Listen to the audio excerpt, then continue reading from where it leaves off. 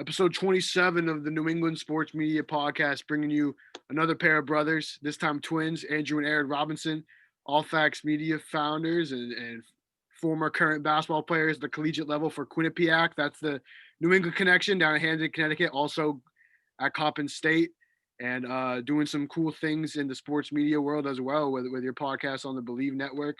And doing all kinds of cool stuff. Thanks so much for joining us, guys. We're really excited to have a conversation with you both. No problem at all, man. Thanks for having us. We appreciate it. Yeah, no doubt. So I want to start here. You guys are back home where you're from in Maryland, right? You started your All Facts Media. It was on Twitter, but then you got a website.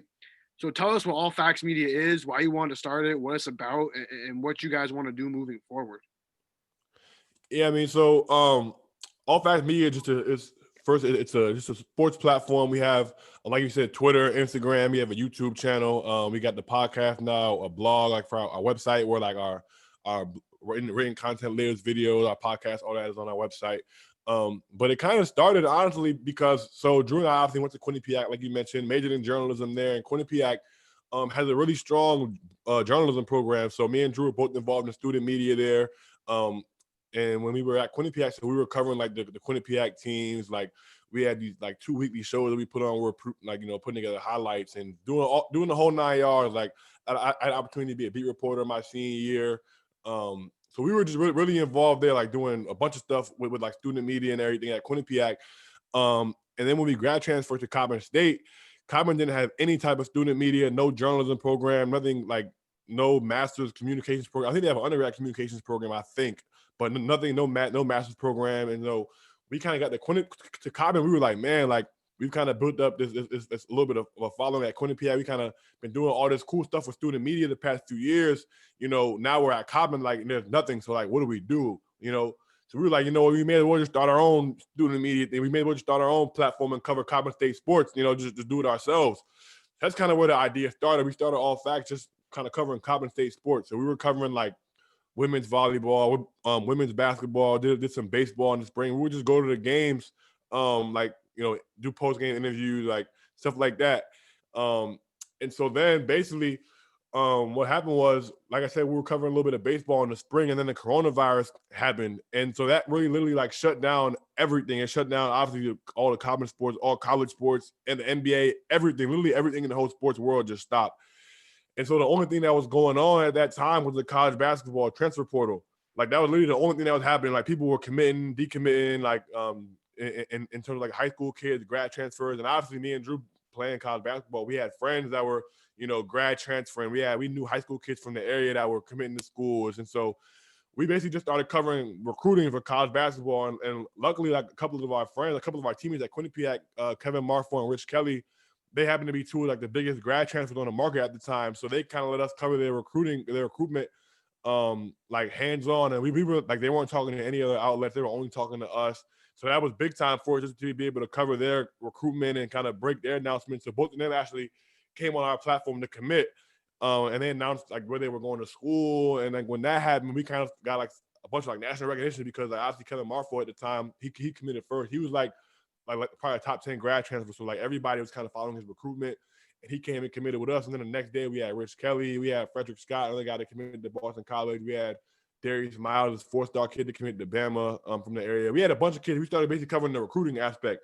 So that's kind of where we got into the college basketball stuff. And then just from playing and just from kind of everybody that we had known, we kind of started interviewing college coaches. And that's kind of spiraled into this podcast that we have now with the Believe Network with, just covering mid-major college basketball. But when we started it, honestly, we just kind of had a vision for covering sports. We wanted to have somewhere where our work could live, where we could still like write, where we could still, interview, where we could still work on our journalism like skills, and also find a way that if either one day we could use that to get a job in the industry, like, all right, this is what we do, hire me, or just kind of keep building All Facts up and maybe like find a way to make money off that and kind of make that into our own thing where we can just kind of blow that up. And one day it becomes, something crazy where we're making money off that and we're covering sports in our own way. I think the good thing about what we do is that we get to kind of cover what we want. We get to talk about like what we want and shape the coverage in our way. And so that's really cool and unique about what we do. So Right now, obviously, we're in the swing of college basketball season, so we're getting over to some area schools, Maryland, George Mason, Towson, obviously Coppin State, covering some games and everything. So that's been a ton of fun. But I guess our vision is just kind of keep growing it, man. Just we have no like concrete plan. All right, this is what we want it to be. We're just kind of taking it a day at a time. Covering sports, doing what we love to do, and just kind of seeing what happens with it. That's awesome. That's awesome. That sounds like the way to do it. So I'm curious. Obviously, Aaron went off on that. So Andrew, I want to hear from you now. So I was looking back like at your bios and stuff. You have a huge family, like a huge sports family, like from all over. Your uncles, your brothers, or whatever. So was that why like you guys were interested in media because they had media exposure? Like when you guys got to Quinnipiac, how'd you know you wanted to do journalism? Like where did that come from? Oh, Andrew, you're muted. Yeah. There we go. So, yeah. One, I think Ace followed in my footsteps, with journalism stuff, Both face lie. Don't let him come on camera and lie like this, man. I wanted to do journalism first. So I actually going back to middle school days before we even got to high school and college. When I was in middle school in sixth grade, I took a journalism class. It was like our newspaper at middle school was called The Blueprint. So seventh grade, I got promoted and I actually joined the newspaper staff, and I was the opinion editor of the school newspaper.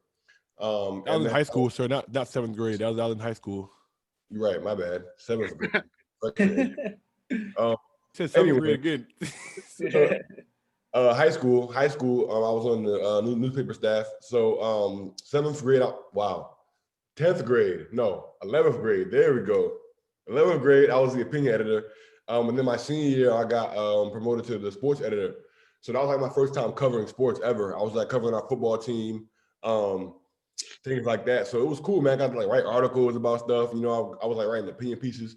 So, and mind you, this is obviously, when I was getting recruited to play basketball in college, I had no idea what I wanted to major in.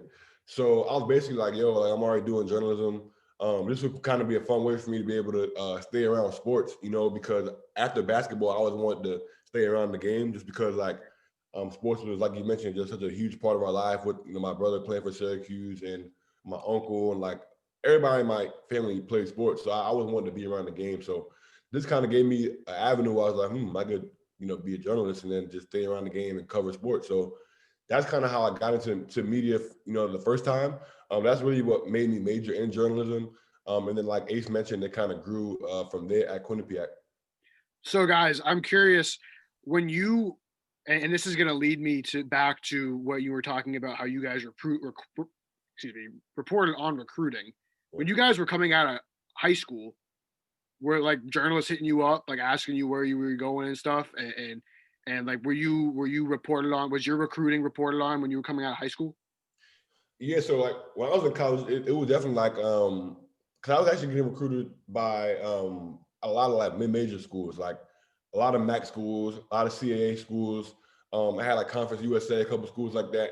So like it was definitely a lot of like mid-major news outlets that would like write articles about like my recruitment and stuff. And then when when we transferred also from Quinnipiac to Coppin, I remember Jeff Goodman hit me up and was like, "Hey, like, what's your list? Or like, what are you going to do?" Whatever. And then I ended up committing to Brian and stuff like that. People were like reaching out to me and things like that. But I still never really thought that like that's something that I'll be doing like at least this fast, because I always had plans to play after college. I'm graduate and go play overseas, which is still hopefully the plan. Still trying to get over there. Obviously, with the COVID pandemic, it's just so hard, So I never really thought that I would kind of be jumping into it this fast, but that was kind of my first introduction into it when I was back in high school, and certain media outlets would like report when I was going on official visits and stuff like that. So what did you guys learn from that? And it's for either of you, when people reported on you when you were in high school and then when you grad transferred, like what did you learn from that? And like what were some of the lessons you took away that maybe when you're talking to kids now who are either transferring or being recruited, like that you might know to ask them or might know not to ask them based on how you were reported on when you were younger? Right.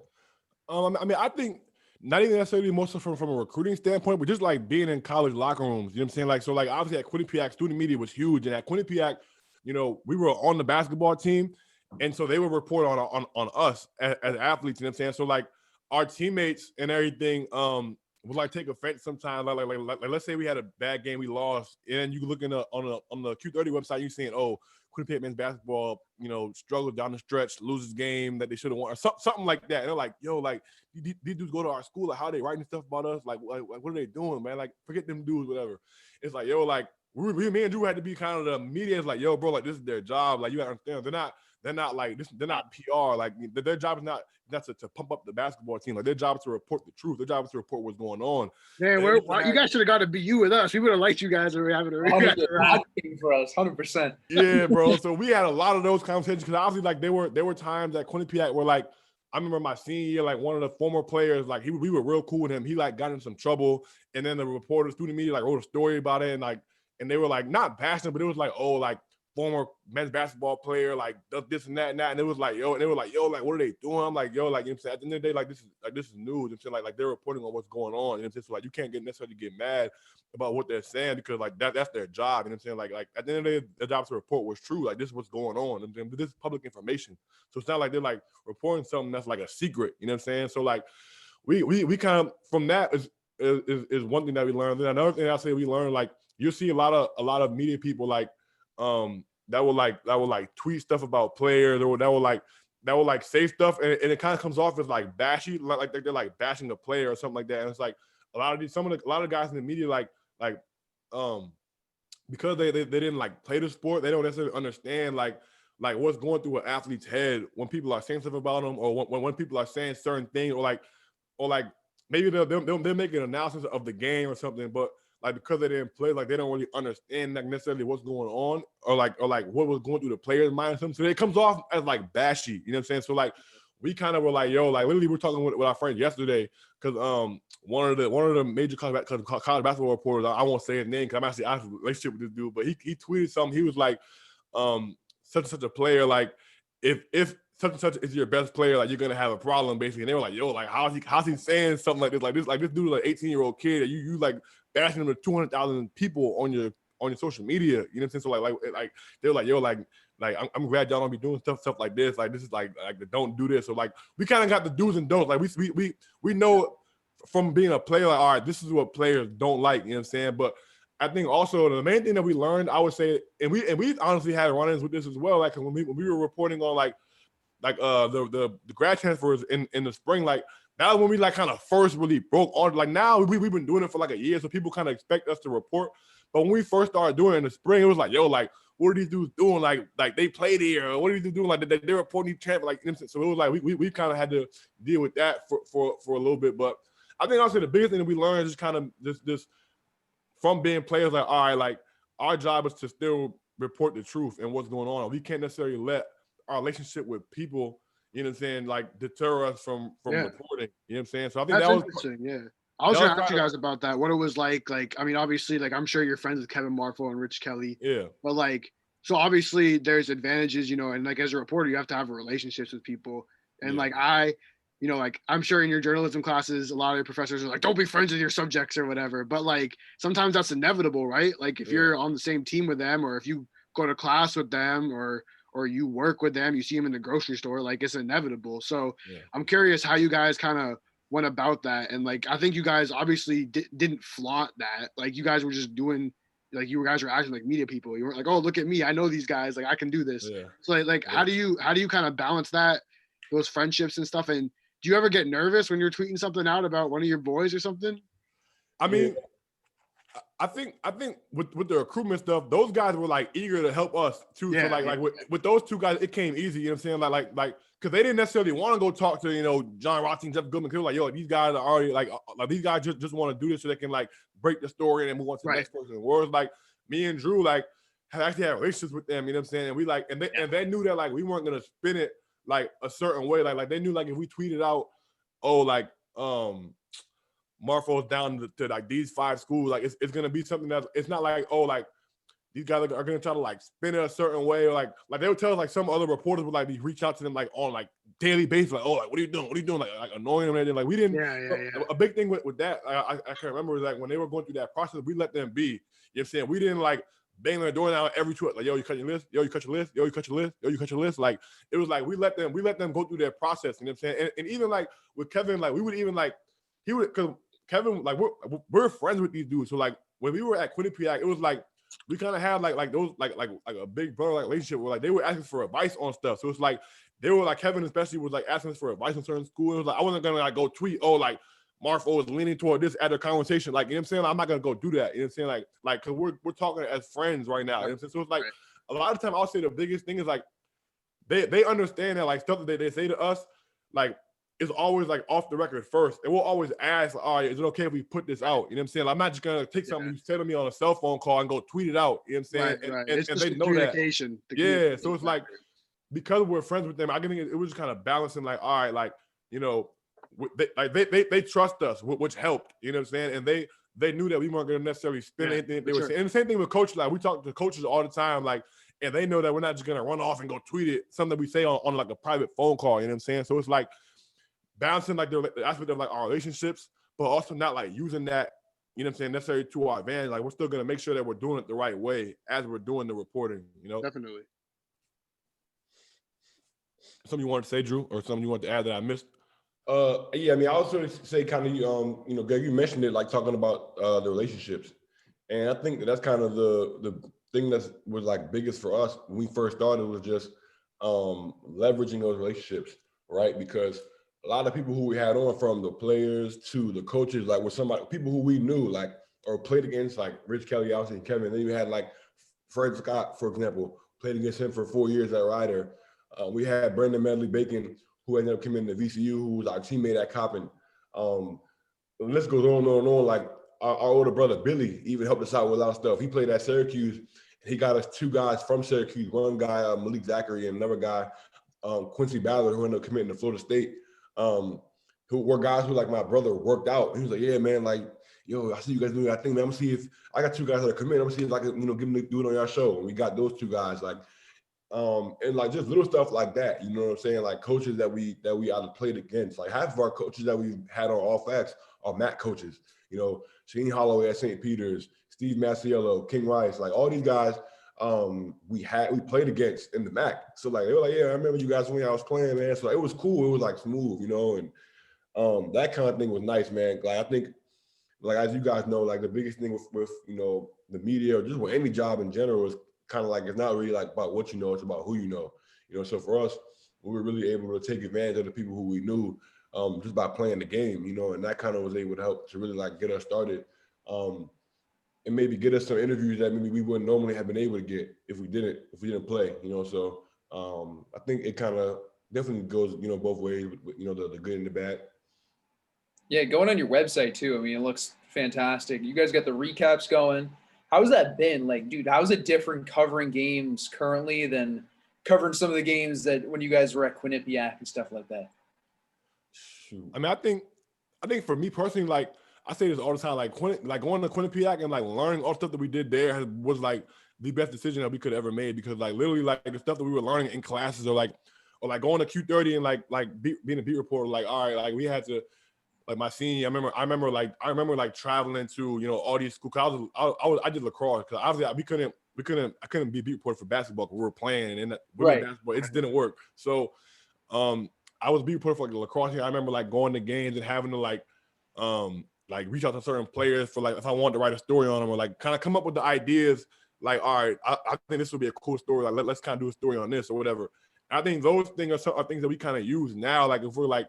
The one thing I will say is that like one thing that I'm appreciative about like having like our own platform, like we have to like do all the work. So like we have to reach out for the credential if we want to go cover a game at a school. You know what I'm saying? Like for the recaps, like we're kind of editing our own like recaps. You know what I'm saying? Like after the game, there's nobody like look over our work. Whereas at Q30 we had editors that would like that would edit our stories and stuff. And now it's like we gotta make sure, all right, this AP style, like am I making sure that I'm spelling this dude's name right? Am I making sure that, you know, I have the punctuation correct. We had to like really like look at it with a lens. You know what I'm saying? Whereas at Q30, like we had an editor that was doing all that for us. So it's like you have to be more conscious with the things that you're doing. You know what I'm saying? So you have to kind of take more ownership. But I think like the biggest difference is more so I think like we get to do what we want, write what we want. You know what I'm saying? So like at Q30, like they gave us a lot of freedom there too. Like if we pitched, oh, I want to write a story on so and so, like, you know what I'm saying? They would most so give us freedom to like go and like pursue the story. So we can kind of do essentially what we want, but it would all be like, all right, like maybe you should like take it this way, or all right, maybe this is a little too broad, like maybe try to find a narrower focus or something like. Right. Now they handle all the credential stuff, so like trying to go through these SIDs nowadays. Like if we want to do an interview with a certain coach, we had to like go through this SID or something like. That's been a really rewarding and a really fun process about this, just kind of learning to do all of that. I would say would probably be the biggest difference. So I'm curious, when you guys were at Quinnipiac or at Coppin State, and you know, we dealt with obviously putting SIDs ourselves, and their job is obviously really important for the university. What is your kind of feeling or relationship like been with SIDs, either as a player or as a media person? And like, as a player, you know, did you ever feel like you kind of wish that you had more opportunity to speak to media, or was there plenty of it? And then as a media person, you know, do you feel like you have enough, you feel like there's enough access and you're actually getting the stories, or do you feel like everything's just kind of still in the locker room because of the way, you know, colleges, rightly so, want to protect themselves, and it makes sense that they do. So what is it like? Like, do you guys feel like now that you kind of are in the media, you're getting what you should be getting, or do you feel like it's still kind of the watered down version? I think it's a fine line sometimes. Every school is different. You know what I'm saying? Right. Like I've found that some schools SIDs are a lot more strict. Like they want to know, like, all right, what are you guys asking them? You know, what's like, where are you guys taking this? Is this going to be a written story? Is it going to like? Right. And some SIDs were like, yo, like we want to do this. And all right, cool. You know what I'm saying? And we just do our thing, and that's it. You know. So I think kind of depends on the school, but I think, you know, for when we were players at that Quinnipiac, I think we had a decent amount of media coverage, but like they definitely gave us like the whole spiel of like what to say, what not to say. I feel like as a reporter back then, all of our answers were probably very similar, like because our coaches told us what to say and how to say things. And Always talk about the team, like right. So like we didn't really get to say too much. Like it was like, you know, not generic, I guess. And then now I think, you know, obviously with COVID, it's been a little bit harder to get stuff just because a lot of schools are limiting the access even to like getting the games and stuff. So we kind of had to kind of get in where we can fit in, you know. But I think for the most part, man, it's been good, man. It was crazy. Like we applied for a credential at George Mason, and after he was like, "Hey, yo, I'm a big fan of you guys' work." And I was like, "Oh, dang, that's crazy. I didn't even know awesome. you knew about us." You know what I'm saying? So like that was cool, man. He's like, "Yeah, man, whenever you guys want to come down, man, let me know. I'll get you guys a credential and all that kind of stuff." So yeah. I think it's definitely been a positive experience thus far. No, yeah, I mean, I wish that like every city, especially on the East Coast too, where basketball is crazy, like New York, Boston, I wish every city had like a website like this, just like covering local games, like local recaps and stuff. Like there's a website that's in Philly. I don't know if you guys have heard it. It's like City of Basketball Love. Yeah, man. They used to cover me back in high school. I was ready to go to Drexel. I love that dude. Yeah, no, that dude's the man. I don't know. You probably went to like one of his camps or something. But like those types of websites, like I love, and I wish like there was one up in Boston. Like what you guys are doing is sick. And the challenge, as you guys know, is, and you kind of mentioned it, is the finances, right? Like we would love to do that too, but like when you have 300 people going to a BU basketball game, or 200 people at a Northeastern basketball game, can't make money off of it. And obviously, as you guys know, you got to make money to live and survive. So. So how do you guys get on the Believe Podcast Network? Do they come to you? Do you go to them? Like, how do you guys get on that network? And like, what's that experience been like? Yeah, so it was kind of crazy. Like one of my best friends from Quinnipiac, we did Q30 together. She kind of is the one that introduced it to me. Like she was like, "Oh, like there's a network called Believe Podcast Network. They're trying to find new hosts for podcast shows. Like you guys should apply. Like you can literally anybody can apply. You can go in there right now and apply for a podcast on the network. You know what I'm saying? And then they'll like see like you know you'll pitch your idea to them, and then they'll tell you, "Oh yeah, this is a good idea. Like come on," like, and then you start the process. So basically, how that happened, she literally just told me, "Yo, this network is trying to find podcast hosts. Like you should apply." I was like, "Oh, people have been telling me and Drew start a podcast for so long, literally like years. People, y'all should get a podcast because like literally like what everybody sees like." We haven't even really gotten necessarily to this, but like me and Drew, all we do is talk about sports all day, every day. All we do is debate like all day, every day. That's literally all we do. So like people been telling, "Oh, y'all should get a podcast, whatever." So we like, "Yo, all right, we're gonna do it." And then we kind of never really knew necessarily the infrastructure to do it. You know what I'm saying? Like all right, what do we need to do to tangibly go about making this happen? So then when that happened, we were like, "Yo, this is the perfect opportunity to kind of make this happen." Like so we partnered with them, and obviously they have like an audio team, a marketing team that's producers. Like they help with pushing out the stuff on social media, like promoting it. And we promote our own stuff anyways, but like just to have a team, like if we got a problem with audio, or if we like they'll make graphics, because that's one thing that me and Drew aren't necessarily like the best at, like with like the graphics. They'll like, take care of that stuff. And so that's been really cool. I think the thing, like when we reached out to them, we kind of had like this idea, oh yeah, we're gonna cover like college basketball, and then they kind of like, yo, like you guys should cover like specifically mid-major basketball, just because like you guys play mid-major basketball. We didn't really have too many shows that specifically focus on like just mid-major basketball, and so they kind of helped us to like narrow our focus and kind of get that. So that was kind of how it came about. And then ever since we kind of started doing that, it's been awesome, man. Just kind of being able to have another place where we could kind of like talk about sports and cover sports and just kind of be ourselves, and kind of add that to the brand that we already had going with like with the blog and the video stuff and everything that we already had going on. So it's been really fun. What's your process of deciding what to talk about? I mean, I think that just comes, we kind of every week. So we just kind of, we'll try to have a guest every week. So, I mean, just like on a blanket sense, we kind of talk about like the best mid-major games of the weekend. And then we'll kind of talk about, you know, what teams are looking like they could potentially like are trending in the right direction. Like what are the best mid-major teams like right now? Like who had the best wins of the week? And we'll talk about what games are coming on this weekend that you actually be looking at. And then obviously we played in the MAC, so we'll always talk about the MAC. Like what I'm saying, we're just talking about, you know, the MAC. Like, all right, what teams? Because the MAC is such a wild conference. Like obviously Iona's won it over the last 4 years, but like on a night in, night out basis, you never know who's going to win in that league. Like anybody could be anybody, and this is kind of the same for a lot of mid-major leagues. But I think the MAC is one that's unique because literally, like my senior year, for example, like we were, I want to say like 13-7 or I think 12. No, we were 11-7. And I think Iona had won. If we didn't win on senior night, we did the regular season champs.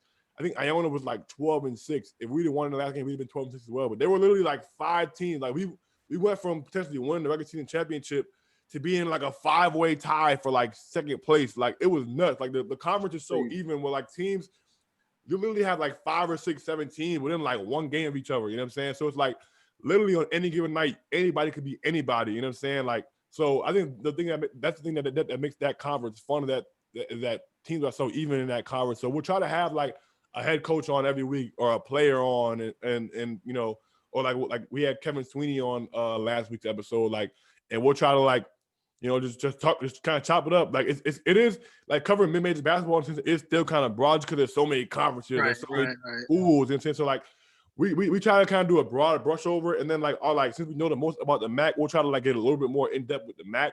But in terms of finding something to talk about, we kind of just you know talk about whatever, you know what I'm saying, and like we'll obviously go into the shows like, all right, these were the biggest games of the weekend, these are the teams that are looking good, like, and we'll just kind of, you know, for the casual fan like that doesn't necessarily know what these teams might look like or what these conferences might look like, we kind of try to give them like a broad brush type thing. That's sweet, dude. Like there are fans for all these conferences, and there's really no like podcasts or, I mean, there's websites out there, but there's no one really covering it like that. And each team has their own fan base, and there's a ton of engagement. Like a perfect example, a couple of years ago, Richmond came up to BC, and I was just at the game chilling. I literally went by myself because I'm such a basketball fan. Like, paid like $2, like went there, and I was a sophomore, and like I was like, I want to be in media or whatever. So I just live tweeted the game. Like Jacob Gilliard has, you know, 14 points and a half or whatever, and like all these fans were crazy. And like I know you guys are from like that, like not from Richmond, but like kind of in that area. So like everyone was like, fire Chris Mooney, and like being all crazy on Twitter and stuff. And like that was dope. It was like it was cool to like have the interaction and stuff. And I don't know, like that was cool to see and cool to be a part of.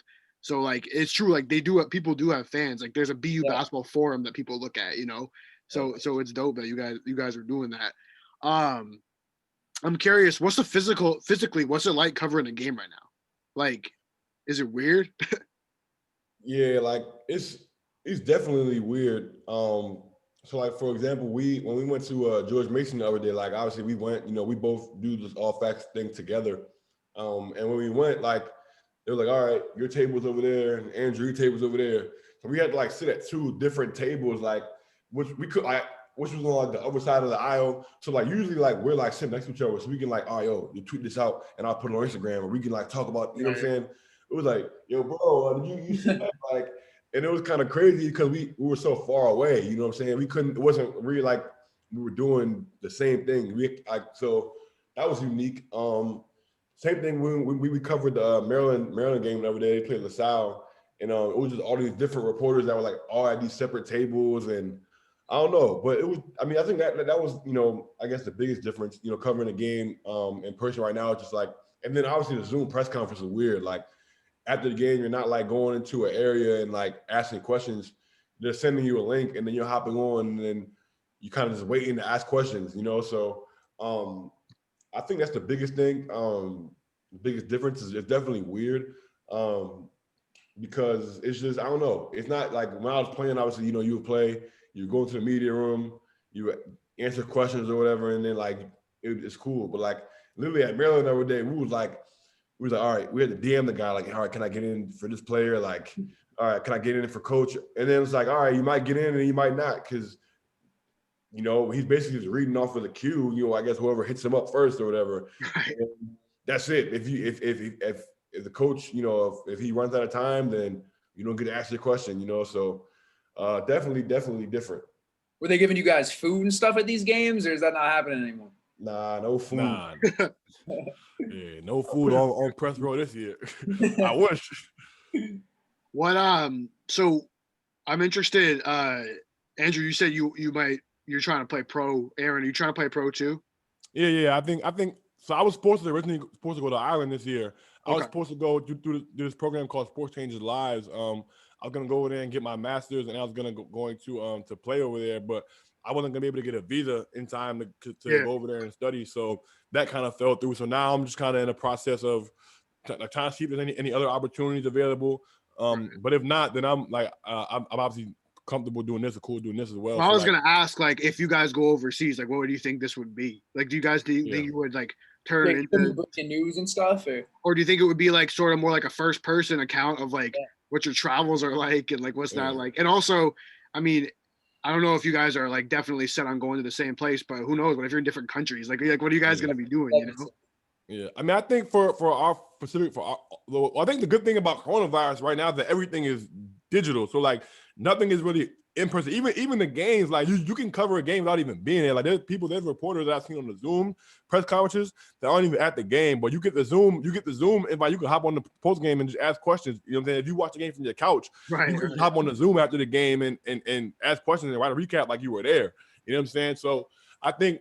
And then obviously we have a podcast, so the podcast that we can do that from anywhere. It's like we don't necessarily have to be in America to do the podcast, and we still be watching basketball over there. I think not necessarily much would really change if we were to go overseas. The only thing that would be hard would be obviously we wouldn't be able to get to games in person. So maybe not necessarily doing as many like recaps, but more so doing like features or maybe like checking in like we're still gonna be following the college basketball stuff. So like checking in on this school, or maybe get this coach for an interview. You know what I'm saying? Or checking in on this team, and then maybe reaching out and doing a Zoom interview and maybe doing a feature or something like that from that. But I think that would probably be the only thing that would necessarily change about the platform if we were to go overseas. Would you guys add any like first person elements to it? Like I think like for me, I'm always so interested in what this overseas life is like for these guys. Like we have some friends from BU who have played overseas or are playing overseas. I don't know, like for instance, I don't know if you guys know Justin Alston. He's from the DC area. Like he was in Germany, and then I think now he's in Portugal. And like I keep in touch with him pretty regularly. And like I wish he would like make a vlog or something because it's just like, what's it like being a 6'10" dude walking around Portugal and like like and you don't speak Portuguese? Like what's it like?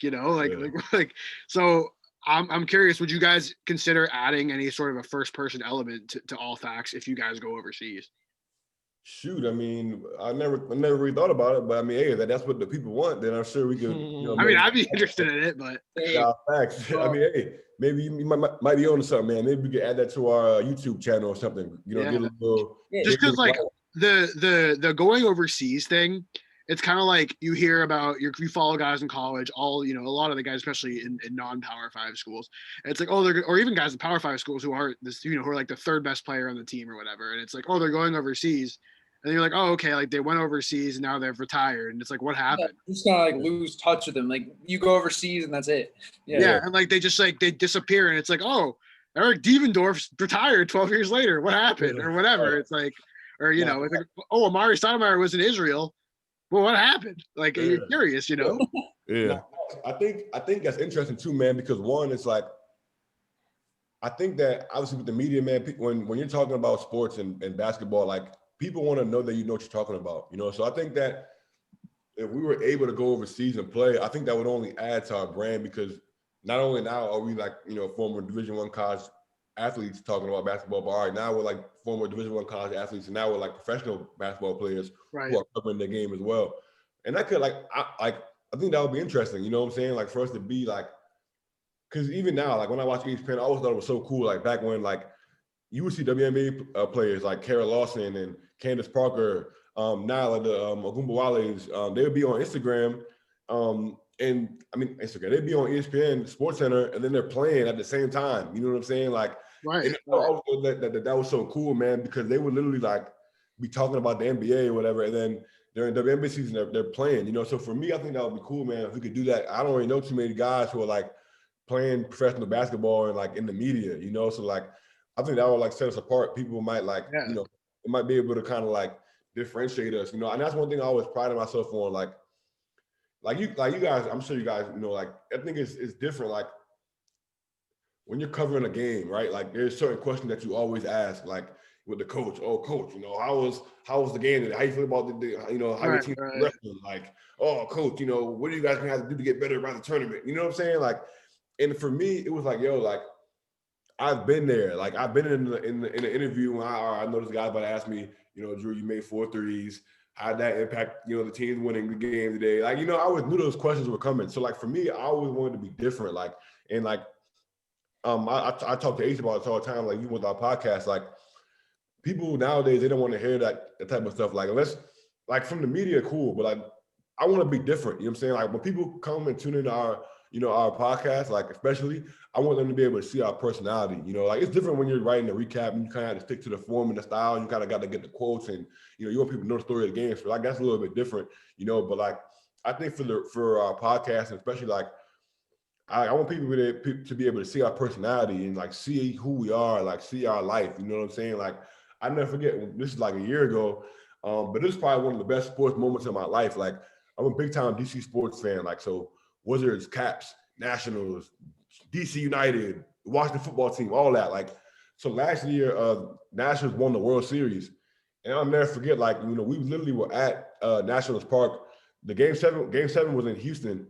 But we had like a huge watch party down at the stadium, man. And we were down there, like we were covering the game, and like I forgot that I was covering it. Like I was literally screaming with the fans, like I'm getting like videos with fans, and it's like, but people could see like the emotion and like just the moment, how big of a moment that was for DC. Because you know, you guys know, man, especially you guys up there being spoiled in Boston with right. So you guys win all the time, man. DC, man, it's been hard. Like recently, we've been able to win. Like the Capitals won a Stanley Cup, Nationals, the Mystics, you know, won the WNBA title. So like we've been able to win a little bit recently, but like you guys going on a drought though. It was tough, man. So like literally, like when the Nationals won, yo, it was like a different type of emotion that was just down there, you know, and you know, kind of. I say all that. I like to say, man, like you know, for us, I really want people to be able to see who we are, like in our personality and like those. That just our personality, our emotions. So like, you know, coming full circle back to your question, with the whole overseas thing, I think that just kind of adds another element, man. Like being able for people to be able to see what it's like to be a professional athlete and then also a journalist and a member of the media and like traveling the world. So I'm definitely looking forward to hopefully getting that opportunity. You know, you never really know if that'll happen with COVID, but if it does, and I think that'll be, you know, something that I'll definitely look forward to and kind of look for any type of way that we can kind of use that to, you know, diversify all facts. I'm curious, have any of your like friends from basketball, whether they're your teammates or kids you grew up with or kids who maybe looked up to you who are younger, have any of them developed an interest in the media, you think, because of what you guys are doing? And like what type of is there like a barrier, you know, that they feel like you guys are breaking that maybe has inspired them? I mean, we'll get like DMs on our Instagram from people like, yo, I love what you guys do. Like, I'm gonna start my own show. Like, you know what I'm saying? Like, it'll be like random ass people that we don't even know, like little kids, like, or like people like that be like, oh, like I saw you guys show, like I want to start my own show, you know, and they'll like be like, oh, like, you know, how do you guys do your interviews? Like, and we'll just, oh yeah, we do like Zoom. Well, how you do, you know, this and that. We'll like walk them through the process or whatever. That's been real cool. Just like seeing people that like notice our work and everything. But I think as far as like people that we know necessarily, like I think one thing that for me personally that was cool, like I was working at a restaurant in Federal Hill. I live down in Baltimore. I don't know if you guys remember the Federal Hill area. It was like downtown, right by the Baltimore Harbor. Nice. And I went out one night and after I got off work, and I saw a bunch of kids from a bunch of guys from UMBC from the team. And obviously we played them last year at Coppin. And so obviously like the relationship was like player to player. I was like, oh yeah, I remember the game that year we were like playing y'all, whatever. And like, yeah, I see y'all doing the media stuff now. Like that's mad cool. I see y'all work. I'm like, damn, like y'all tuned into our work. Mind you, we hadn't even like necessarily covered their team or nothing. Like, so like people, I think it's just been cool to kind of see the people like recognize our stuff. Like I'll have like random conversations. Oh yeah, I've heard of the website before. I've heard of like All Facts. I'm like, oh dang, like it's crazy just the people that like you don't even necessarily know, or like the SID the other day. I was like, oh yeah, I'm a big fan of you guys work. I'm like, dang, like it's kind of crazy. You don't even necessarily know the people who are watching you, the people who are like tuning into your stuff. So like, I think that's been kind of the most rewarding thing, just like seeing like our peers, people that like you know, like, oh man, like I recognize what you guys are doing. I think that's been the kind of like the most rewarding part of it through this whole process, at least. Facts, but also too, our little brother, man, he's like our little brother is probably the biggest WWE fan that there could ever be. Like he's a big time wrestling dude. I'm talking about watches Raw, SmackDown, every single pay-per-view.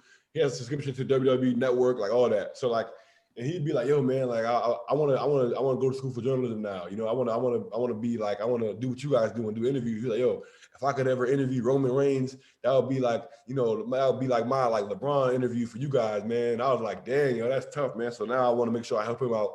That's really cool. Yeah, that's awesome. That's exactly what I was wondering about. How old's your little brother? Shoot, he's 20 right now. He turned 21. He's in college right now, or he's college age. Yeah. Okay. Cool.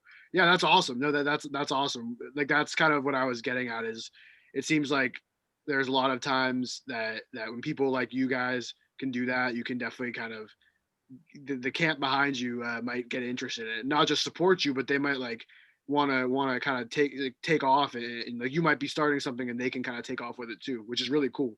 And we definitely appreciate that. Like we at BU, I briefly started like a Players Tribune type thing for some of the student athletes there. It didn't really work out as well as I wanted it to, but I started something like that. So like it's really cool to see what you guys are doing, and we really appreciate your time. Thanks so much for joining us today, and we really appreciate it. We'll definitely keep listening too. And 100%. Yeah, thanks so much, guys.